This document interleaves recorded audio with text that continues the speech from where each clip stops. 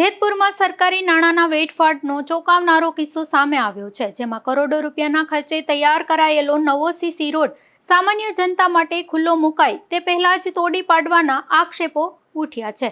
ત્યારે આ સમગ્ર મામલે સ્થાનિકોએ ઉચ્ચ સ્તરીય તપાસની માંગ કરી છે। જેતપુરના અમરનગર રોડ પર આવેલી સત્યમ પાર્ક સોસાયટીમાં નગરપાલિકા દ્વારા લાખો કરોડો રૂપિયાના ખર્ચે નવો સીસી રોડ બનાવવામાં આવ્યો હતો, પરંતુ સ્થાનિકોના જણાવ્યા મુજબ આ રોડનું કામ પૂર્ણ થયા બાદ તેને સત્તાવાર રીતે ખુલ્લો મુકાય તે પહેલા જ રોડનો એક ભાગ તોડી પાડવામાં આવ્યો હતો।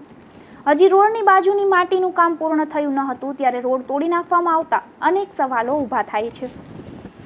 સ્થાનિક રહીશોએ આક્ષેપ કર્યો છે કે કોઈ ખાનગી કામ અથવા અંગત સ્વાર્થ માટે નવા રોડને નુકસાન પહોંચાડવામાં આવ્યું છે। આ કામગીરી કોની મંજૂરીથી અને શા માટે કરવામાં આવી તે અંગે જવાબદાર તંત્ર સામે પ્રશ્નો ઉઠી રહ્યા છે। તમારું નામ? અનિકેત કૈલાસભાઈ બાવીસા છે, હું જેતપુરનો જાહેર। આ જે રોડ તોડી નાખવામાં આવ્યો છે, શું આક્ષેપ? હાલ અમરનગર રોડ ઉપર આવેલ સત્યમ પાર્ક સોસાયટી શેરી નંબર 5 છે। હાલ આ સોસાયટી હાઈ પ્રોફાઇલ સોસાયટી કહેવાય છે। તેમાં નગરપાલિકાના ખર્ચે જે કરોડોના ખર્ચે આ રોડ બનાવવામાં આવ્યો છે। આ રોડની અંદર હજી માટી પણ હજી લેવામાં આવી નથી, એટલે ટૂંકમાં કે રોડ બની ગયો એને ખુલ્લો કરવામાં પણ નથી આવ્યો। એ પહેલાં કોન્ટ્રાક્ટર દ્વારા અથવા તો કોઈ ખાનગી વ્યક્તિ દ્વારા પોતાના અંગત સ્વાર્થ માટે આ રોડ તોડવામાં આવ્યો હોય તેવું અત્યારે લાગી રહ્યું છે। આનું કારણ શું હોઈ શકે? આ કાઢવાનું હાઈ પ્રોફાઇલ સોસાયટી છે એટલે કહી શકાય કે ક્યાંક ને ક્યાંક મોટા નેતાઓ અથવા તો મોટા નેતા અધિકારીઓના સંપર્કમાં હોય અથવા તો એમના ખાનગી કામ માટે પણ આવડા રોડ તોડવામાં આવ્યો હોય।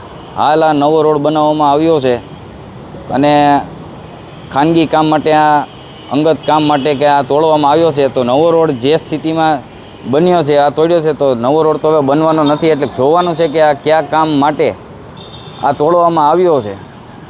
આમાં તમારી માંગ શું છે? અધિકારીઓ દ્વારા શું પગલાં?